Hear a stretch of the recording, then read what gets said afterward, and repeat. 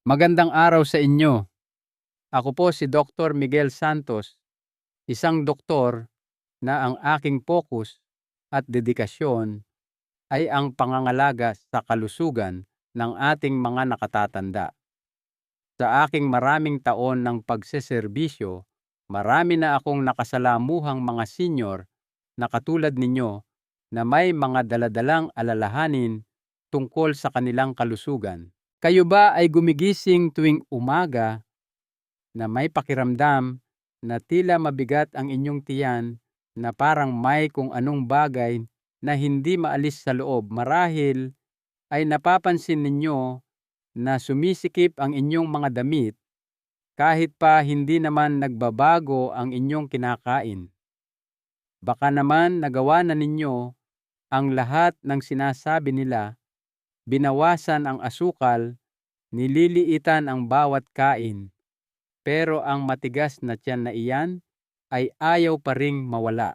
Kung kayo po ay nasa edad 60 pataas, hayaan ninyo akong sabihin ang isang bagay na makapagpapagaan ng inyong loob. Hindi po kayo nag-iisa. At ang mas mahalaga, hindi ninyo kailangang manatili sa ganitong kalagayan habang buhay. Paano kung sabihin ko sa inyo na isang maliit na baso lamang malang tuwing umaga na gawa sa 5 simple at natural na sangkap ay maaaring makatulong na mapatag ang inyong tiyan, mabawasan ang pakiramdam na iyon ng pagiging bloated o lobo, at bigyan ang inyong panunaw ng isang panibagong simula.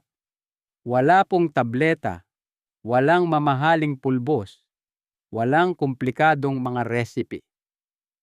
Tanging kung ano lamang ang maaaring hinahanap-hanap ng inyong katawan na hindi pa naisasabi sa inyo ni numan. Samahan ninyo ako sa susunod na ilang minuto at ipapaliwanag ko sa inyo kung ano ito, bakit ito epektibo, at kung paano ninyo ito mismo gagawin sa inyong tahanan. At bago po tayo magpatuloy, maaari po bang ikomento ninyo sa ibaba kung taga saan po kayo nanonood ngayon? Nasisiyahan akong malaman kung gaano kalayo na nararating ng mga payong pangkalusugan na ito. At huwag po ninyong kalimutang itap ang subscribe para hindi ninyo mapalampas ang anumang payo para sa isang malakas, magaan at masiglang pamumuhay sa inyong edad 60, 70 at higit pa. Ngayon, hayaan ninyong ipakita ko sa inyo ang 5 natural na sangkap na nagbibigay kapangyarihan sa inuming ito. Magugulat kayo sa kung gaano kasimple ang mga ito. Unang sangkap, maligamgam na tubig. Magsimula tayo sa isang bagay na napakasimple na baka sa una ay hindi ninyo paniwalaan: maligamgam na tubig. Hindi po kumukulo, hindi rin malamig na may yelo. Sapat lang na init na komportable ninyong hihigupin mula sa isang tasa sa isang payapang umaga. Tila napakabanayad nito para magkaroon ng epekto, hindi ba? Ngunit minsan, ang mga pinakatahimik na bagay ang nagdudulot ng pinakamalaking pagbabago. Kasi po habang tayo ay nagkakaedad, ang ating sistemang panunaw ay unti-unting bumabagal. Ang mga kinakain natin ay hindi na dumadaloy ng kasing kinis tulad ng dati. Nagsisimula na nating maramdaman ang paninikip, ang paglobo at ang kabigatan pagkatapos kumain kahit pa kaunti lang ang ating nakain. Dito pumapasok ang maligamgam na tubig. Isipin ninyo na ito ay parang isang mainit na paligo para sa inyong tiyan. Pinaparelax nito ang mga kalamnan sa inyong sikmura at mga bituka. Pinapakalma nito ang tensyon sa loob. Pinaluluwag din nito ang ating mga daluyan ng dugo na nakakatulong upang maging mas maayos ang daloy ng lahat mula sa panunaw hanggang sa sirkulasyon ng dugo. Sa unang sandali ng umaga, habang ang inyong katawan ay gumigising pa lamang, ang isang baso ng maligamgam na tubig ay isang banayad na senyales na nagsasabing, "Hoy, oras na para kumilos." Pinasisigla nito ang paglabas ng mga digestive enzymes, ang mga mismong sangkap na kailangan ng ating katawan upang tunawin ang pagkain, sipsipin ang mga sustansya at ilabas ang mga dumi. Para itong pagbukas ng ilaw sa loob ng inyong tiyan. At mayroon pa pong isang interesanting bagay, ang maligamgam na tubig ay maaari ring magparamdam sa inyo na medyo busog na kayo. Hindi mabigat kundi kontento lamang. Ibig sabihin, maaaring hindi na kayo matuksong kumain ng mga bagay na hindi naman talaga kailangan ng inyong katawan. Nakakatulong itong i-reset ang inyong mga senyales ng gutom sa natural at walang hirap na paraan. Minsan ay nakausap ko ang isang ginang na nagngangalang Aling Maria 57 taong gulang na nagsabing ang maliit na gawin na ito ang nagpabago ng kanyang mga umaga. Dati raw ay gumigising siyang naninikip ang pakiramdam na mamaga at hindi komportable. Ngunit pagkatapos ng 10 araw na pagsisimula ng kanyang araw sa maligamgam na tubig, naramdaman niyang lumambot ang kanyang tiyan, hindi lang sa labas, kundi pati sa loob. Bumilis ang kanyang panunaw, gumaan ang kanyang pakiramdam, at lumuwag ang kanyang mga pantalon. Walang magarbong sangkap, walang komplikadong hakbang. Maligamgam na tubig lang.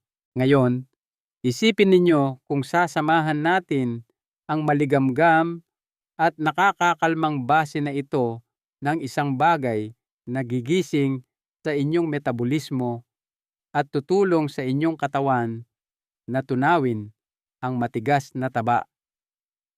Iyan mismo ang susunod nating gagawin sa pamamagitan ng pagdaragdag ng isang ginintuang sangkap na subok na ng panahon. Ikalawang sangkap, suka ng mansanas. Apple cider vinegar. Ipinapakilala ko sa inyo ang suka ng mansanas o apple cider vinegar. Hindi po yung malinaw na klase kundi yung hilaw malabo at may kasama pang tinatawag na mother o ina na lumulutang sa loob. Ang malabong bahaging yon ay puno ng mga natural na enzymes, mabubuting bakterya at acetic acid, ang mga mismong bagay na nagbibigay bisa sa sangkap na ito. Ang suka ng mansanas ay pinagkakatiwalaan na ng maraming henerasyon at may magandang dahilan.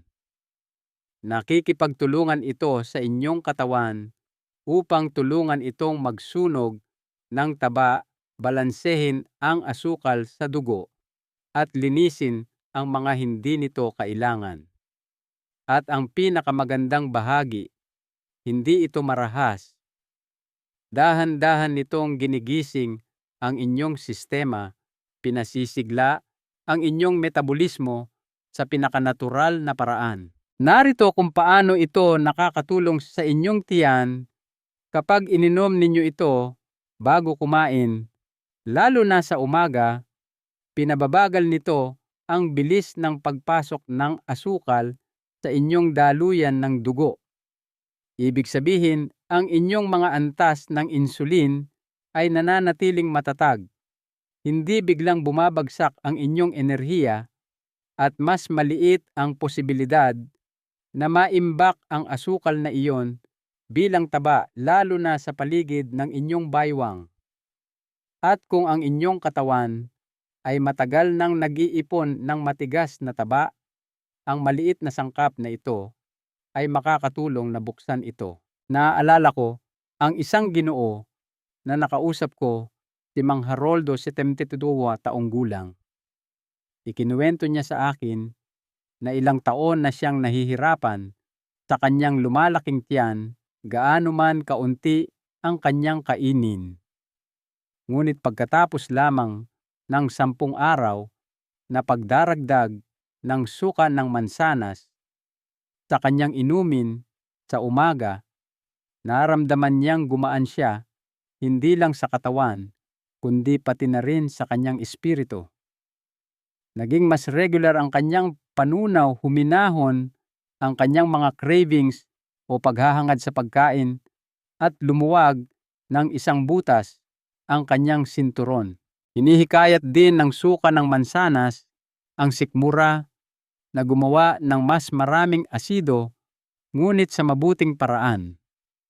Nakakatulong ito na mas ganap na matunaw ang pagkain kaya hindi ninyo mararamdaman ang pagiging bloated o sobrang busog. At bilang bonus na patunayan na nitong nagpapababa ng LDL ang tinatawag na bad cholesterol na direktang nauugnay sa kalusugan ng puso. Mayroon din itong tahimik na kakayahang magprotekta.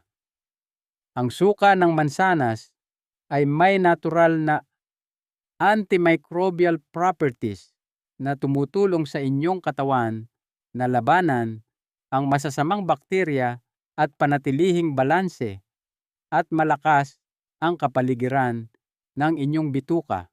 Kaya kapag pinagsama natin ito sa maligamgam na tubig, hindi lang ninyo binibigyan ng tubig ang inyong katawan.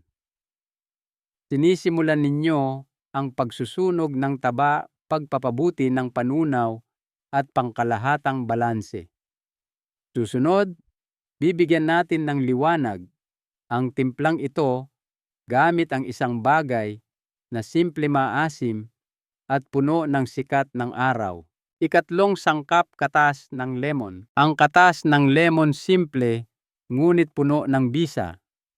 Alam nating lahat kung gaano kasariwa ang lemon, ngunit alam ba ninyo na mayroon itong mahalagang papel sa pagtulong sa inyong katawan na alisin ang mga sobrang timbang na iyon? Ang katas ng lemon ay isang tunay na hiyas pagdating sa panunaw. Mayroon itong kakayahang pasiglahin ang produksyon ng mga digestive juices at napakagaling nitong magbalanse ng pH ng inyong katawan. Sa katunayan, sa kabila ng pagiging maasim nito, ang katas ng lemon ay may alkalizing effect sa katawan na nakakatulong na mabawasan ang pamamaga o inflammation at nagpapahusay sa paggana ng inyong atay, ang organ na mahalaga sa pagproseso ng taba. Naranasan na ba ninyong makaramdam ng pagiging bloated o matamlay sa umaga? Iyan ay madalas na senyales na ang inyong sistemang panunaw ay hindi pa maayos na nasisimulan. Ang kaunting katas ng lemon sa inyong inumin sa umaga ay agad nagigising sa inyong sistemang panunaw. Tinutulungan itong iproseso ang pagkain ng mas mahusay at may kaunting pagsisikap. Ito ay parang pagbibigay ng isang magiliw na tulak sa inyong bituka upang kumilos muli pagkatapos ng mahabang gabi. Ibinahagi sa akin ng isa sa aking mga pasyente, si Ginang Doris, isang 82 taong gulang na retirado, kung paano siya nahirapan sa pakiramdam na puno ng toxins o laso ng katawan tuwing umaga. Pagkatapos niyang isama ang sariwang katas ng lemon sa kanyang inumin sa umaga sa loob lamang ng 10 araw, napansin niya ang isang hindi kapani-paniwalang pagbabago. Hindi lamang bumuti ang kanyang panunaw, kundi nagsimula ring tumaas ang kanyang antas ng enerhiya. Naramdaman niyang hindi na siya barado at higit sa lahat, naramdaman niyang mas magaan at mas masigla ang kanyang katawan. Pero hindi pa diyan nagtatapos. Ang katas ng lemon ay isang powerhouse pagdating sa pagpapalakas ng immunity. Puno ito ng vitamin C na tumutulong sa inyong katawan na labanan ang sakit at nagbibigay sa inyong immune system ng kinakailangang tulong. Dagdag pa rito, kung nakaranas na kayo ng pamamaga sa inyong mga kasukasuan o ibang bahagi ng katawan, ang mga antioxidants sa lemon ay makakatulong na maibsan ang discomfort na iyon sa paglipas ng panahon. At heto ang isang nakakatuwang katotohanan, tinutulungan din kayo ng katas ng lemon na pamahalaan ang inyong mga cravings. Binabalanse nito ang mga antas ng asukal sa dugo at pinapatatag ang insulin na makakatulong na pigilan ang biglaang pangangailangan para sa isang merienda. Para sa sinumang sumusubok na magsunog ng taba o mapanatili ang isang malusog na timbang, ito ay isang dapat mayroon. Ngayon, ang susunod na sangkap na idaragdag natin sa powerhouse na inuming ito ay ang luya na nagdudulot ng sarili nitong mga benepisyo na lalong magpapalakas sa inyong mga resulta. Ikaapat na sangkap, luya. Iyang abang ugat na tahimik na nakaupo sa inyong kusina, hindi lamang iyan para sa mga sabaw o tsaa. Isa ito sa pinakamakapangyarihang natural na kaalyado na maaaring hilingin ng inyong katawan, lalo na kung kayo ay nahihirapan sa paglobo ng tiyan, mabagal na panunaw, o pakiramdam na hindi maganda pagkatapos kumain. Kapag nagdagdag kayo ng sariwang luya sa inyong inumin, sa umaga nagdadala ito ng isang espesyal na bagay. Ang luya ay dahan-dahang pinasisigla ang inyong sistemang panunaw. Tinutulungan nitong mas maayos na dumaloy ang pagkain at pinipigilan itong manatili lamang sa inyong sikmura na nagiging sanhi ng pagbuburo at pag-utot. Iyan ang dahilan kung bakit maraming tao ang nakakaramdam ng bawas na paglobo at mas komportable pagkatapos lamang ng ilang araw na pagsasama nito sa kanilang dieta.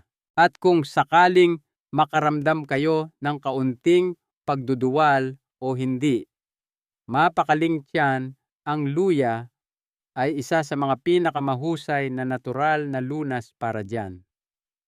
Ginagamit na ito sa loob ng maraming siglo sa buong mundo para sa hilo sa biyahe morning sickness at maging sa simpleng discomfort mula sa pagkain ng isang bagay na masyadong mamantika.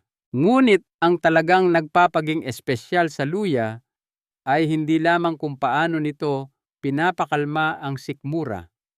Ito ay kung paano nito ginigising ang natitirang bahagi ng inyong katawan. Ang luya ay naglalaman ng mga compound na tinatawag na gingerols na makapangyarihang mga ahente laban sa pamamaga o anti-inflammatory agents. Ibig sabihin, hindi lamang nila pinapakalma ang inyong digestive tract, tinutulungan din nilang bawasan ang pamamaga sa buong katawan. Maging ito man ay pananakit ng kasukasuan, paninigas ng kalamnan o iritasyon sa bituka.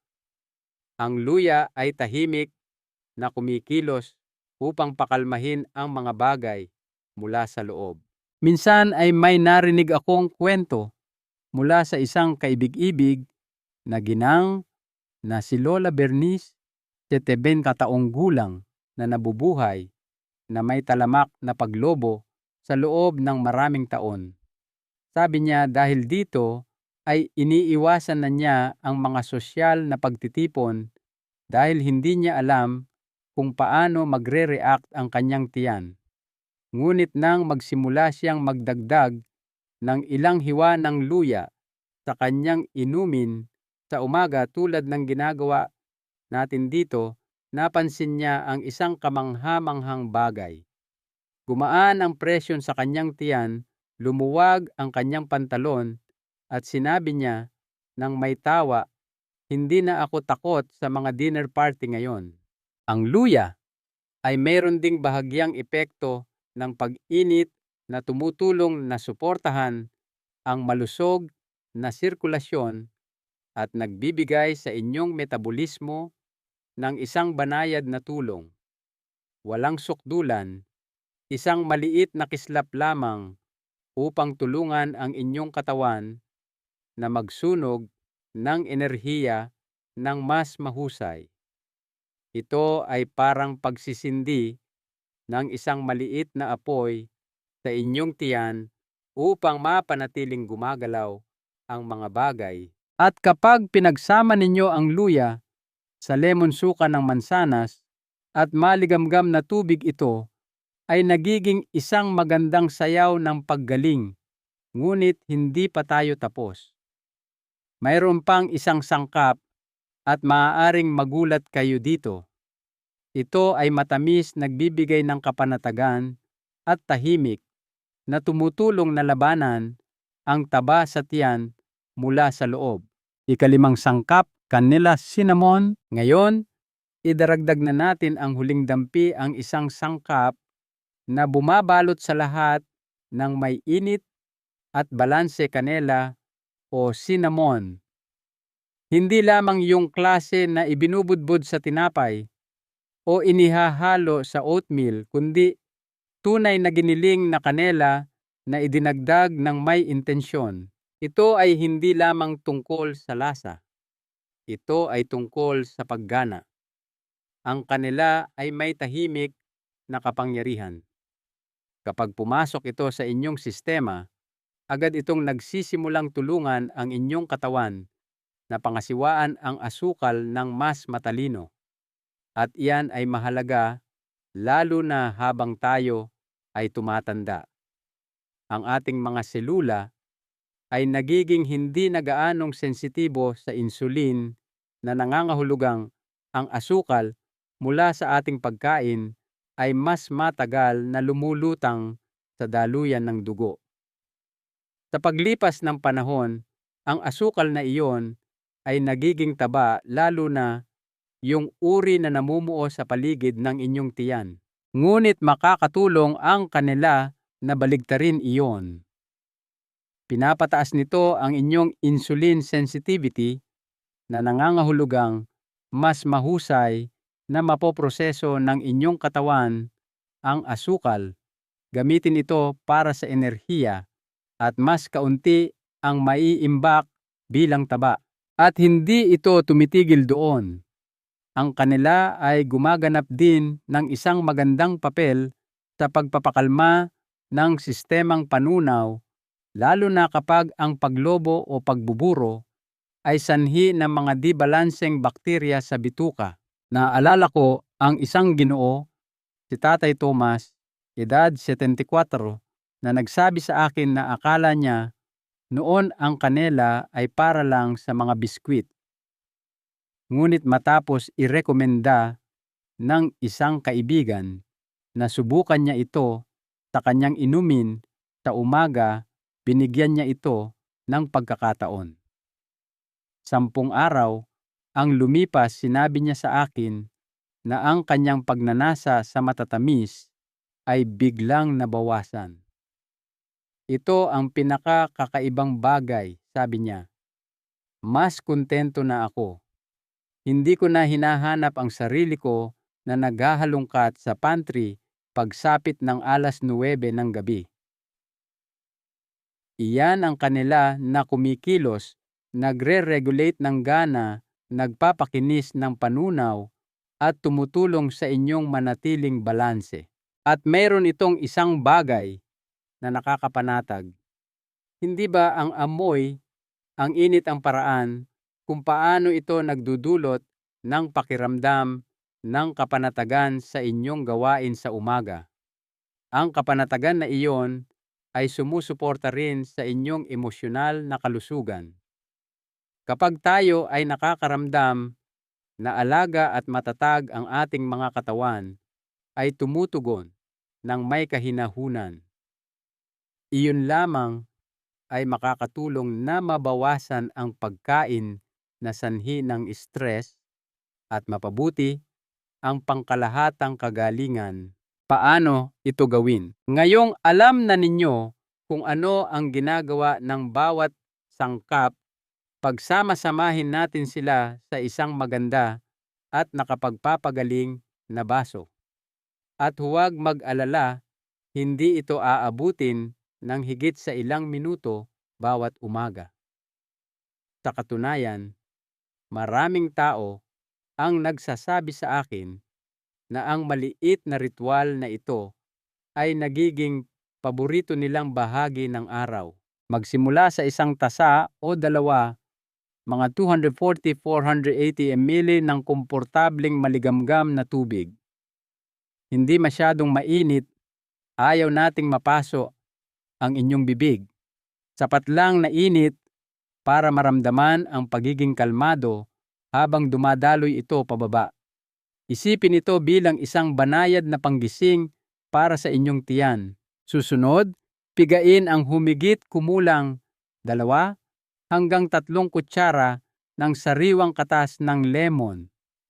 Kung gusto ninyo ng mas matapang na lasa, maaari pa kayong magdagdag ng kaunting kinudkod na balat ng lemon, ngunit optional lang ang bahaging iyon. Ang katas pa lang ay gumagawa na ng mga kababalaghan. Pagkatapos magdagdag ng 1 kutsara ng hilaw, hindi sinala na suka ng mansanas, yung klase na may ina pa. Ang malabong bahagi na iyon ang nagtataglay ng mga enzymes at mabubuting bakterya. Haluin ito ng marahan upang humalo sa lemon. Ngayon, oras na para painitin ang sistema gamit ang sariwang luya. Maaari kayong maghiwa ng ilang manipis na piraso o gumamit ng halos kalahating kutsarita ng kinudkod na luya kung mas gusto ninyo. Hayaang mababad ang mga hiwa sa maligamgam na tubig sa loob ng ilang minuto bago inumin. Ilalabas nito ang lasa at ang mga benepisyo. Sa huli, magbudbod ng 1 kurot lamang, halos kapat na kutsarita ng giniling na kanela. Hindi masyadong marami, sapat lang para magdagdag ng init balanse at ng nakakapanatag na aroma. Haluing mabuti at handa na ang inyong mahika sa umaga. Maaari ninyo itong inumin ng sabay-sabay unang bagay sa umaga sa walang laman. Natiyan o hatiin sa 2 mas maliit na bahagi. Kalahati sa umaga at kalahati sa hapon kung mas gusto ninyo. Siguraduhin lamang na dahan-dahan itong inumin, hayaang pumasok ito sa inyong katawan tulad ng isang mensahe na nagsasabing, inaalagaan kita. Kung bago kayo sa mga sangkap na ito, magsimula ng dahan-dahan. Huwag doblehin ang mga bahagi. Ang marami ay hindi laging mas mabuti. Ang pagiging tuloy-tuloy ang susi. At kung umiinom kayo ng gamot o may sensitibong panunaw, laging tama na kumonsulta muna sa inyong doktor. Nais nating maramdaman ng inyong katawan na sinusuportahan ito, hindi nabibigla. Ngayon, maaaring nagtatanong kayo, gaano kadalas ko dapat itong inumin? Anong uri ng mga resulta ang maaari kong asahan? Pag-usapan natin iyan sa susunod, mahahalagang paalala. Bago ninyo gawin itong bahagi ng inyong pang-araw-araw na ritual, nais kong marahang ipaalala sa inyo, ang pagiging natural ay hindi nangangahulugang walang limitasyon. Kahit ang mabubuting bagay ay nangangailangan ng balanse.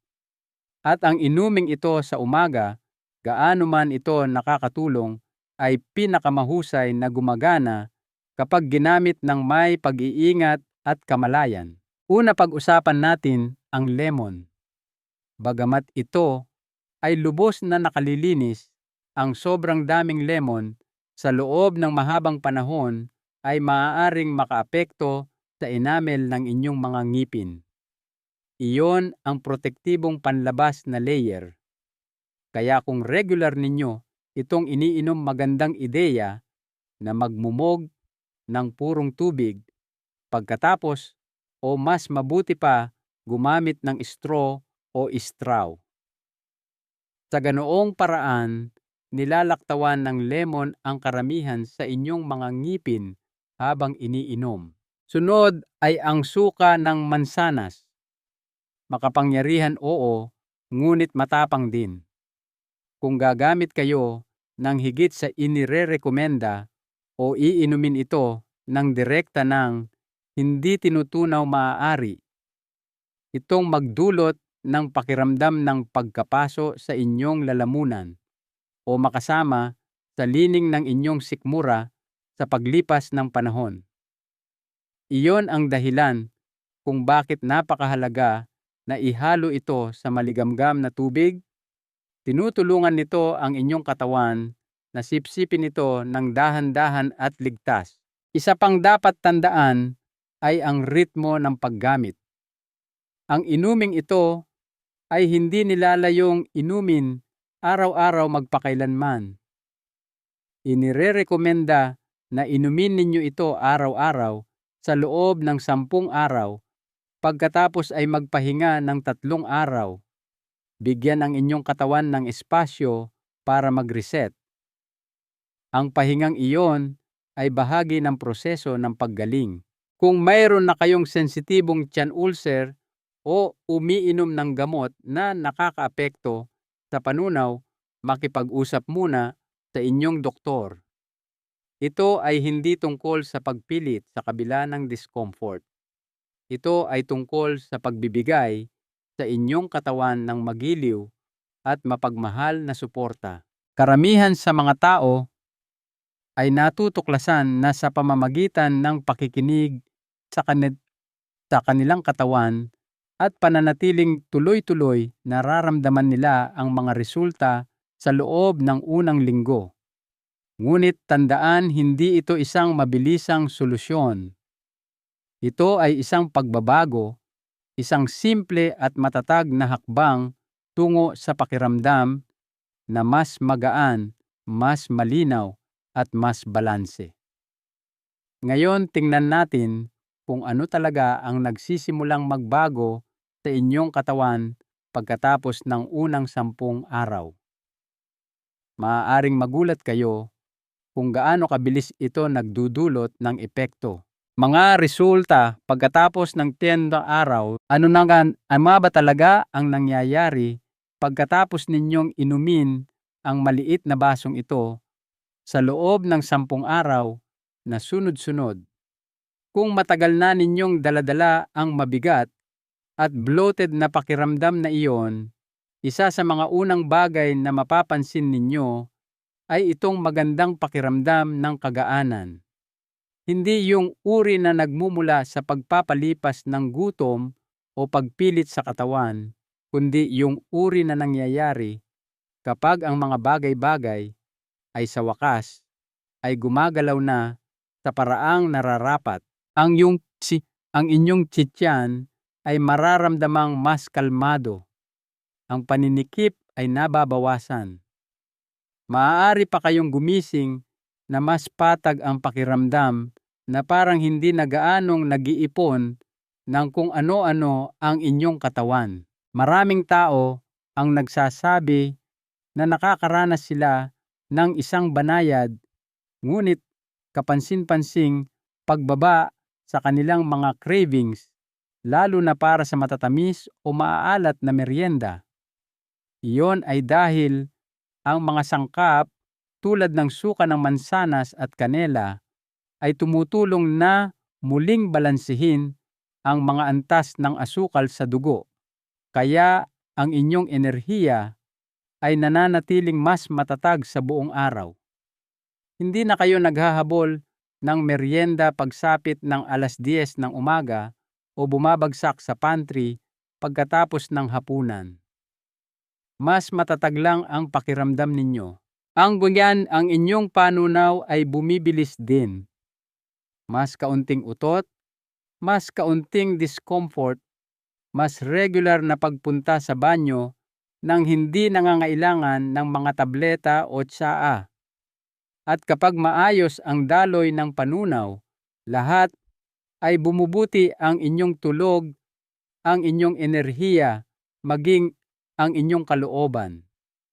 Mas nararamdaman ninyo ang presensya sa inyong katawan, mas may kontrol kayo.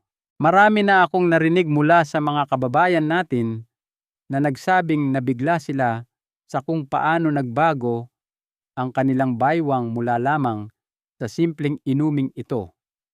Hindi sa isang dramatikong paraan na nangyari magdamag, ngunit sapat na para mas gumaan ang pakiramdam sa kanilang mga damit, mas naging madali ang kanilang mga paggalaw at nagsimula silang tumayo ng medyo mas tuwid. At iyon ang kagandahan nito. Hindi lamang ito tungkol sa pagbabawas ng timbang.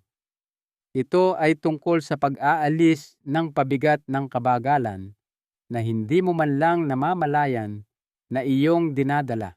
Isang pangwakas na mensahe at mahalagang aral sa buhay. Kaya heto na tayo aking kaibigan. Isang baso lang, 5 simpleng sangkap, 10 banayad na araw.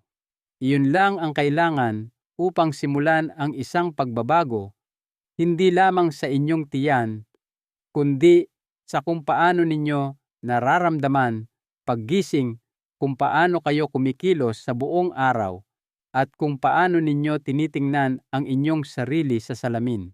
Ang inuming ito ay hindi lamang tungkol sa panunaw o patag na tiyan.